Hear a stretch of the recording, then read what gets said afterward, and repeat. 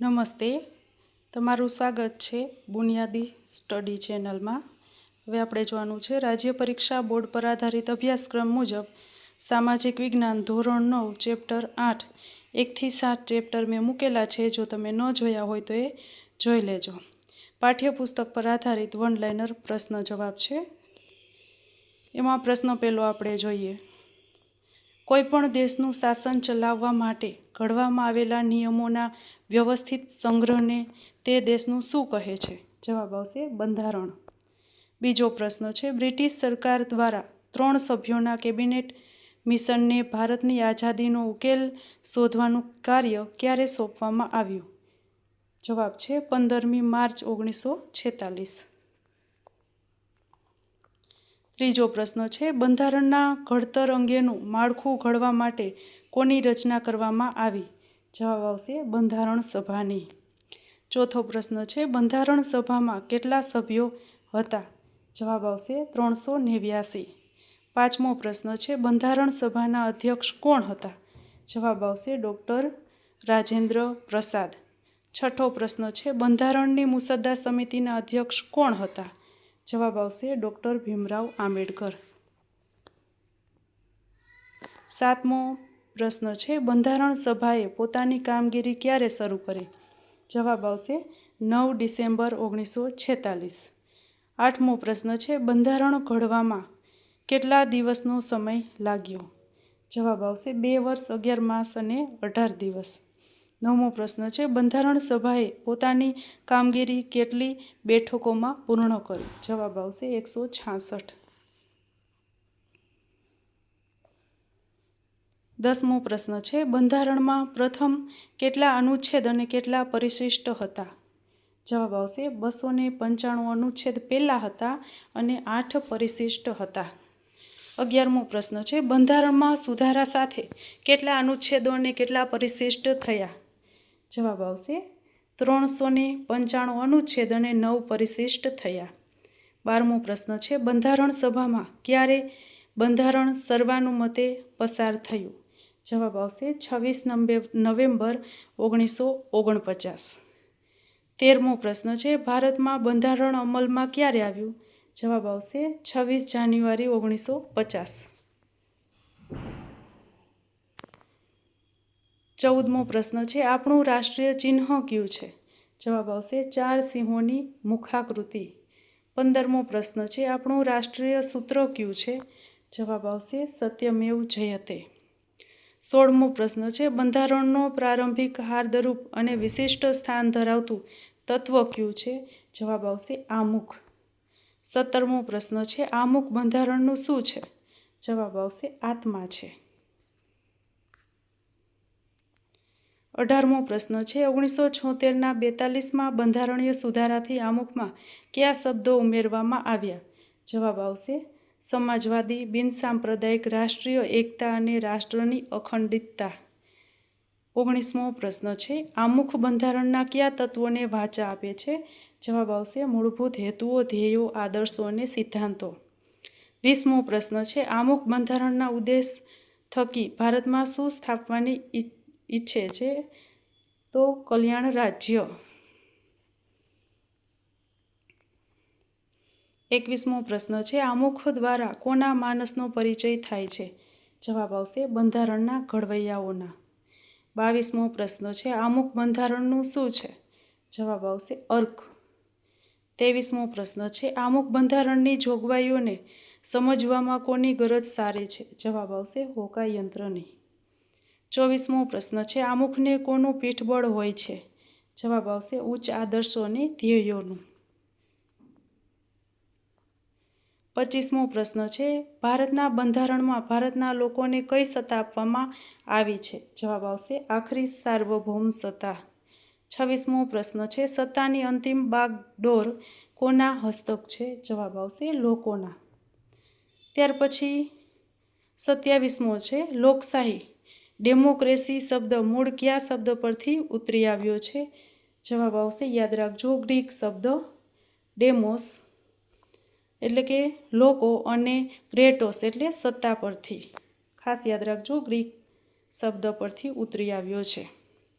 ત્યાર પછી 28મો પ્રશ્ન છે, પોતાના ચૂંટાયેલા પ્રતિનિધિઓ દ્વારા રચાતી સંસદને કોણ જવાબદાર હોય છે?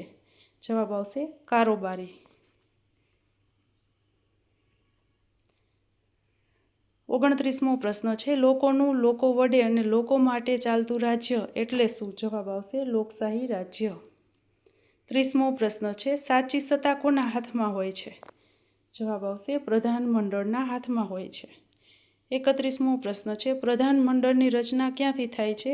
જવાબ આવશે સંસદમાંથી થાય છે. 32મો પ્રશ્ન છે, પ્રધાનમંડળ કોને જવાબદાર હોય છે? જવાબ આવશે સંસદને જવાબદાર હોય છે. 33મો પ્રશ્ન છે, પ્રતિનિધિઓ સામાન્ય રીતે કેટલા વર્ષ સુધી સત્તા ઉપર રહી શકે છે? જવાબ આવશે 5 વર્ષ. 34મો પ્રશ્ન છે, સંસદીય સરકાર સંયુક્ત જવાબદારીના સિદ્ધાંત પર કામ કરે છે તેને શું કહેવામાં આવે છે? જવાબ આવશે જવાબદાર સરકાર. 35મો પ્રશ્ન છે, ભારતની લોકશાહી સરકાર કઈ ભાવનાઓને સ્વીકારે છે? જવાબ આવશે સ્વતંત્રતા, સમાનતા અને બંધુતા. 36મો પ્રશ્ન છે, કેટલા વર્ષના નાગરિકને મત આપવાનો અધિકાર છે? જવાબ આવશે 18 વર્ષ અથવા તેથી વધુ. 37મો પ્રશ્ન છે, મતદાન માટે શું આવશ્યક છે? જવાબ આવશે મતદાર યાદીમાં નામ નોંધાયેલું હોવું જોઈએ. ત્યાર પછી 38મો પ્રશ્ન છે, ભારતમાં 42મા સુધારા દ્વારા આમુખમાં કયો શબ્દ ઉમેરવામાં આવ્યો? જવાબ આવશે સમાજવાદી.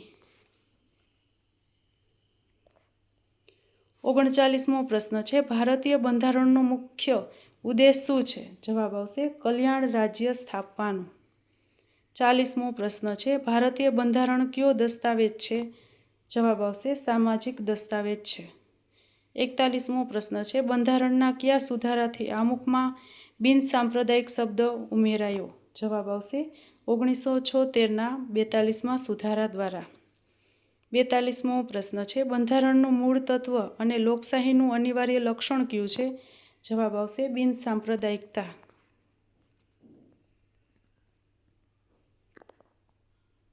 43મો પ્રશ્ન છે, વિશ્વમાં સૌથી મોટું વિસ્તૃત બંધારણ કયા દેશનું છે? જવાબ આવશે ભારતનું.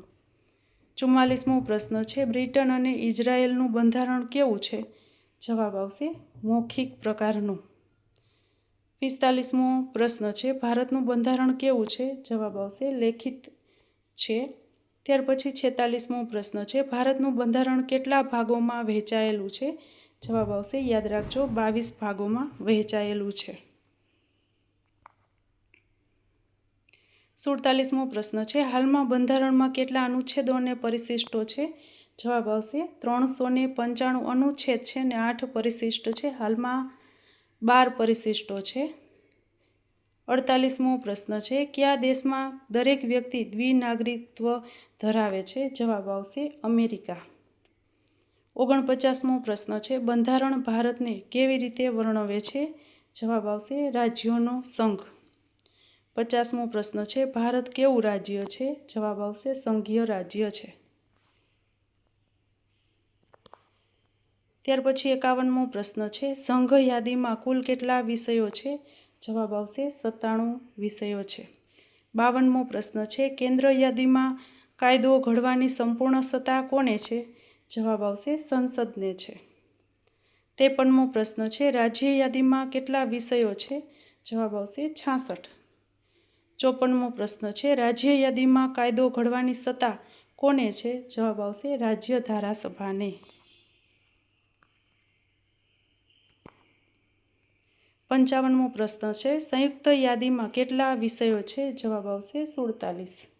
56મો પ્રશ્ન છે, સંયુક્ત યાદીમાં કાયદો ઘડવાની સત્તા કોને છે? જવાબ આવશે કેન્દ્ર અને રાજ્ય બંનેને છે. 57મો પ્રશ્ન છે, રાજ્ય અને કેન્દ્રના કાયદામાં વિવાદ થાય તો કયો કાયદો માન્ય ગણાય? જવાબ આવશે કેન્દ્રનો કાયદો છે એ માન્ય ગણાય, રાજ્યનો નહીં. ત્યાર પછી 58મો પ્રશ્ન છે, સંયુક્ત યાદીમાં વિશેષ સત્તા કોને છે? જવાબ આવશે કેન્દ્રને. 59મો પ્રશ્ન છે, બાકી રહેલા વિષયો કઈ સત્તામાં આવે છે?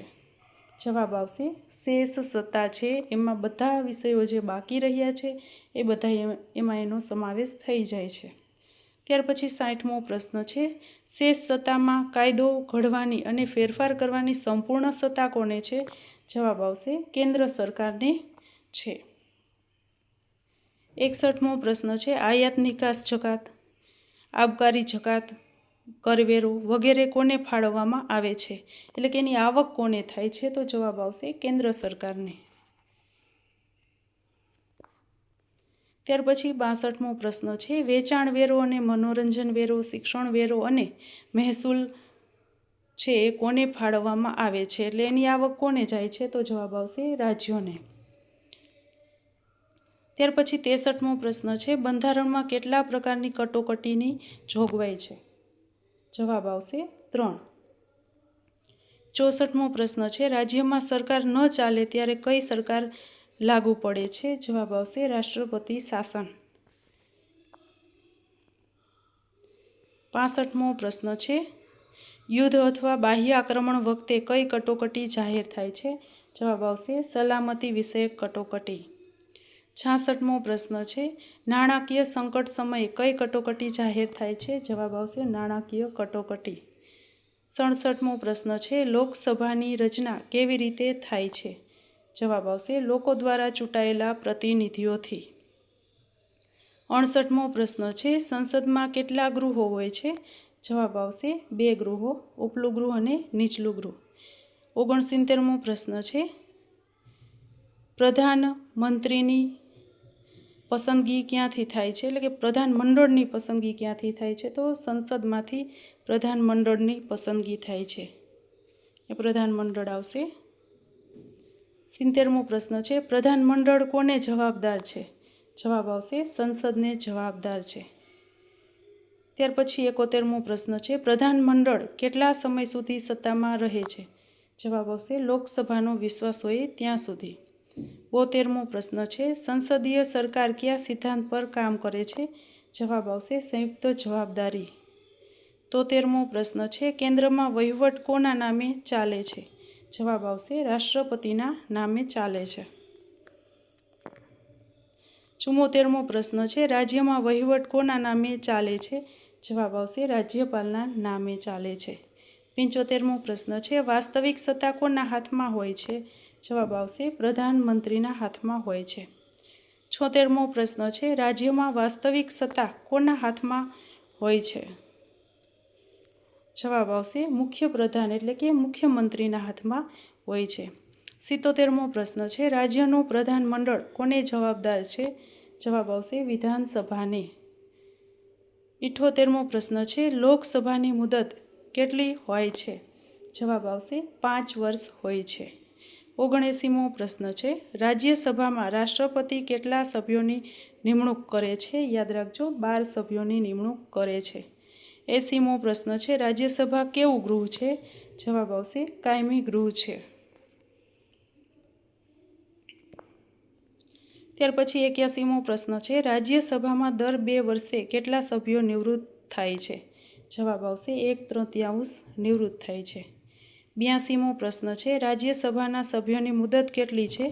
જવાબ આવશે 6 વર્ષ. યાદ રાખજો 6 વર્ષ અહીંયા આવશે. રાજ્યસભામાં સભ્યોની મુદત છે 6 વર્ષની છે, ખાસ યાદ રાખજો. ત્યાર પછી 83મો પ્રશ્ન છે, બંધારણના રક્ષક અને વાલી કોણ છે? જવાબ આવશે ન્યાયતંત્ર. ત્યાર પછી 84મો પ્રશ્ન છે, બંધારણમાં સુધારાની પ્રક્રિયા કેટલા ભાગમાં વહેંચાય છે? જવાબ આવશે 3. 85મો પ્રશ્ન છે, બંધારણના સુધારા માટે સંસદના બંને ગૃહોની કુલ સભ્ય સંખ્યાની કેટલી બહુમતી જરૂરી છે? જવાબ આવશે 2/3. ત્યાર પછી 86મો પ્રશ્ન છે, બંધારણના કયા ભાગમાં ફેરફાર કરી શકાય નહીં? જવાબ આવશે મૂળભૂત માળખું.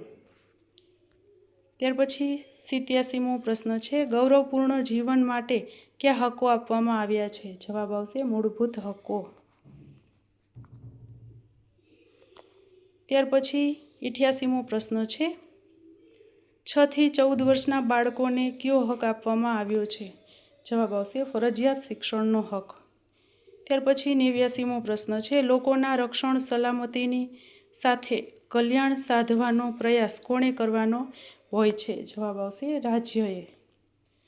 ત્યાર પછી 90મો પ્રશ્ન છે, રાજ્યોને નીતિ ઘડવામાં અને રાજ્ય શાસનમાં કોણ માર્ગદર્શન આપે છે? જવાબ આવશે રાજ્ય નીતિના માર્ગદર્શક સિદ્ધાંતો. આ સાથે તમારું 8મું ચેપ્ટર છે પણ પૂર્ણ થાય છે. જો તમને મારા વિડીયો ગમતા હોય તો લાઈક કરજો, શેર કરજો અને સબસ્ક્રાઈબ કરજો. Thank you.